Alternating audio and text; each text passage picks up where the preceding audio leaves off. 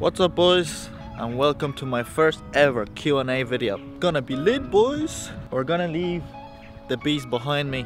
I'm just gonna go for a walk in the park, hoping to lose a little bit more weight while I'm doing a video. You know what I'm saying? She looking good, boys, she looking good. Alright, so I just want to thank everybody who asked me questions in the video I was asking you guys. This is my first Q&A, so I'm kind of nervous because I don't really know what I'm supposed to do. Well, I know what I'm supposed to do, but anyway. Yeah, I was expecting like 5 questions tops because I'm a very small channel, but you guys smashed it. I got like 6. You guys are the best. I can't never stay serious for more than 5 seconds. Alright, so first question comes from Sync VSR, and he asks, proud to be one of 500. Well, thank you, bro.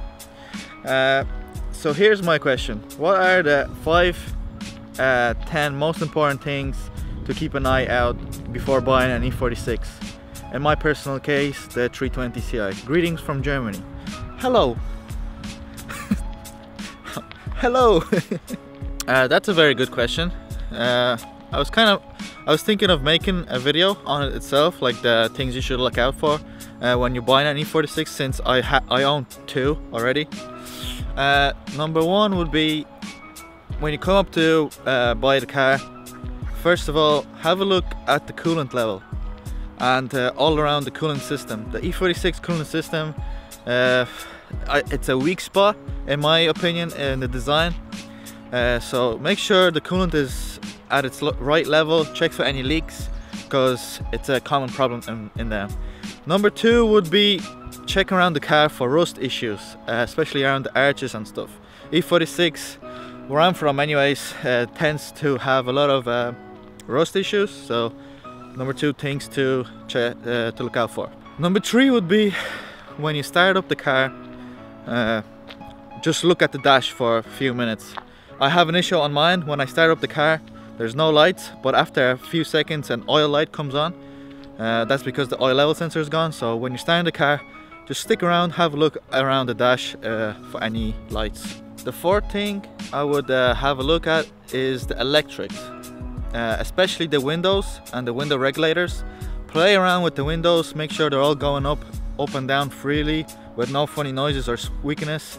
The window regulators are a very common issue to go wrong on the E46. 5th thing would be, I don't know, a lot of ideas I have to tell you would be a general knowledge when you're going to buy a car. I'll definitely have a video up about this topic, so subscribe.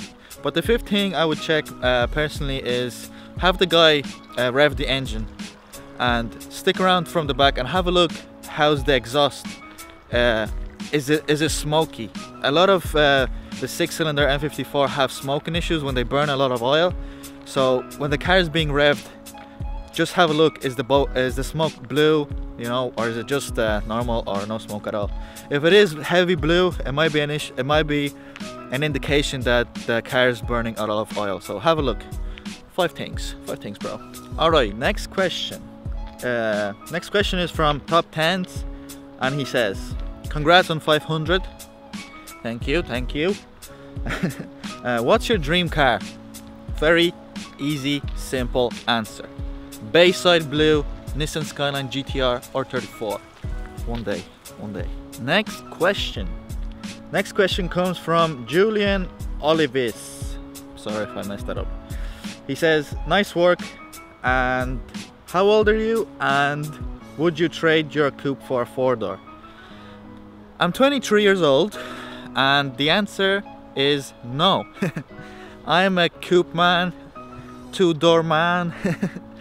I don't know, I just like the coupe a lot better. In general, not just the E46. I have Honda Civic Coupe as well, for those who didn't know. But for me, the 2-door is a completely different look, completely different style to the 4-door. Not to take any credit from the 4-doors, boys. To each their own, you know. But to me personally, jeez, I'm getting winded.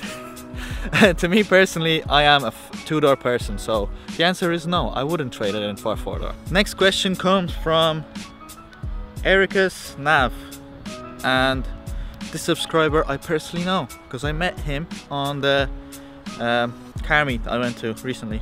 It was a while back, but let's just say recently.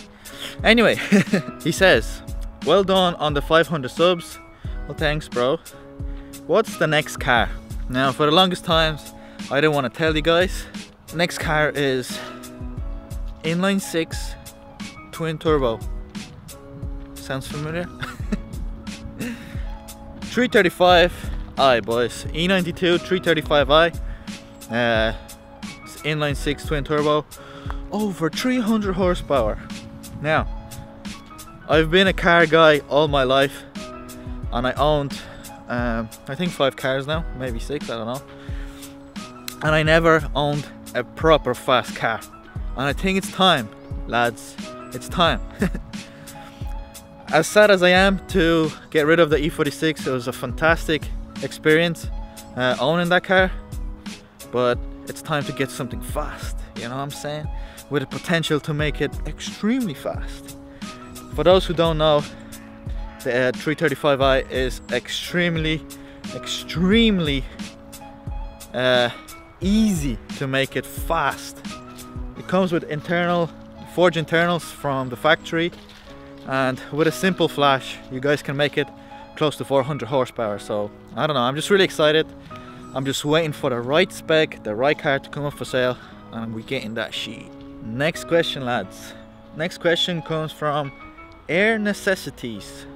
He says, why don't you invest in cryptocurrency? Well, simple answer is, I'm scared. At one stage I was really close into investing some money into cryptocurrency. It just never happened, bro. It wasn't the right time, you know what I'm saying?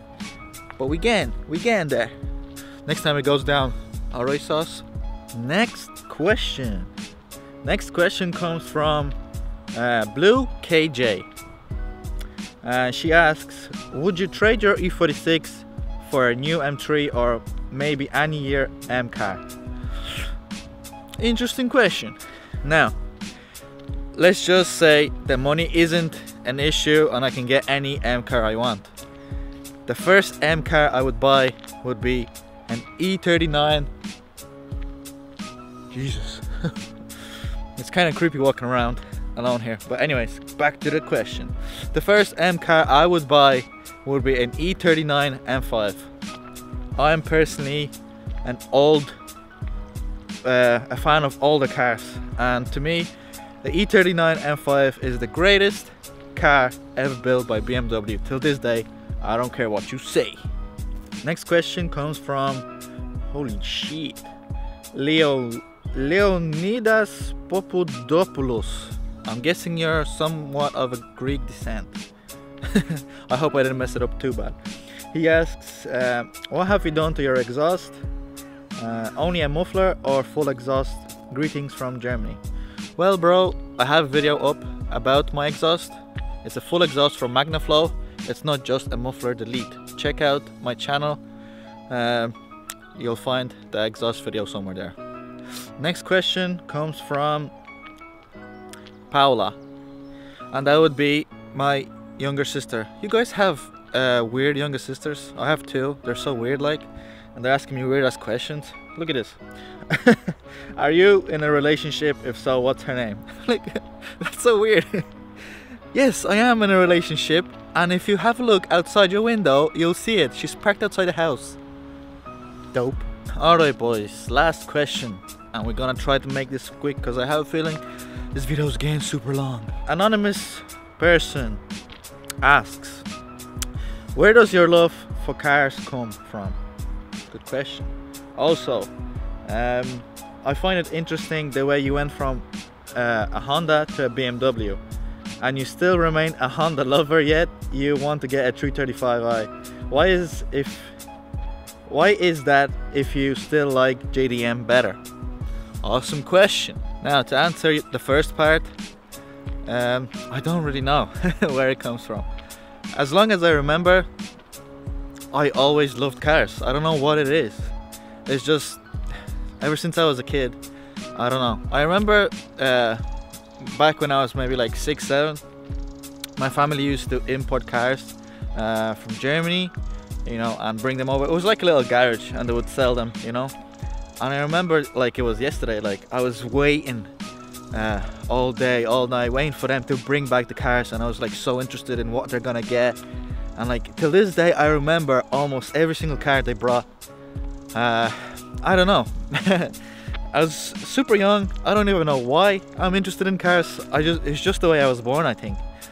I'll never forget the day my uncle brought a VHS tape, and he played it in. I don't know what movie it was at the time, but Fast and the Furious. The first original Fast and the Furious. And I remember since that day my love for cars just never stopped, because before that I wasn't aware that you're like there's cars like that out there, you know, flashy, colorful, big ass rims, and you know, all that stuff. Because well, all I ever had around my family was just like regular ass cars, you know. And ever since he brought that VHS, and you know, we watched it, and I remember just like rewind. I don't know. Youngest of ages, I love cars. I don't know why, so I can't really answer your question. It was just always there in my heart. Now, to answer the second part of your question, guys, it's all about being open-minded. Back when I first got my Honda Civic, I was the biggest Honda fanboy. Like, you couldn't convince me about nothing else.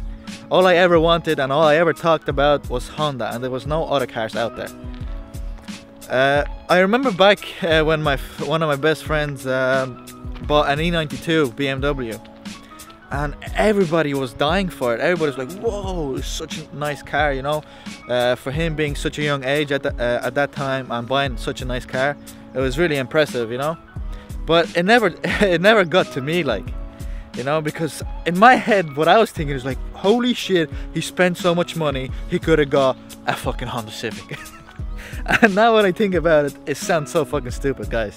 You gotta be open-minded, guys. There's so many amazing cars out there to try, you know. Don't just stick around to one and hate on other cars, because there's just too many. There's too many to try,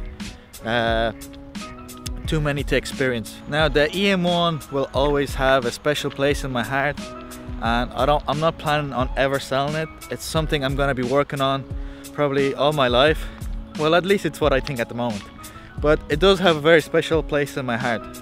Now, the reason I'm getting a 335i, it's probably the best car performance-wise you can get for your money. For under 10 grand, 300 plus horse, all the tunability, all the potential, guys. It's a fantastic car. What else can I say? And that's it, boys. Q&A is finito. Now, I enjoyed this more than I expected. I just enjoy talking about cars. I could go on and on and on. And if you made it this far into the video, what the hell are you doing with your life, bro? I'm guessing you're the same as me. So thanks to everyone who dropped the questions down. Guys, thank you for watching. Thank you for subscribing. Thank you for participating, foreigner. This was super fun, guys. I'm gonna do probably another one just because I enjoyed it so much. Probably around when I hit finally 1000 subs. So that's it, boys. Thank you all for watching, and I'll see you in the next video as always. Peace.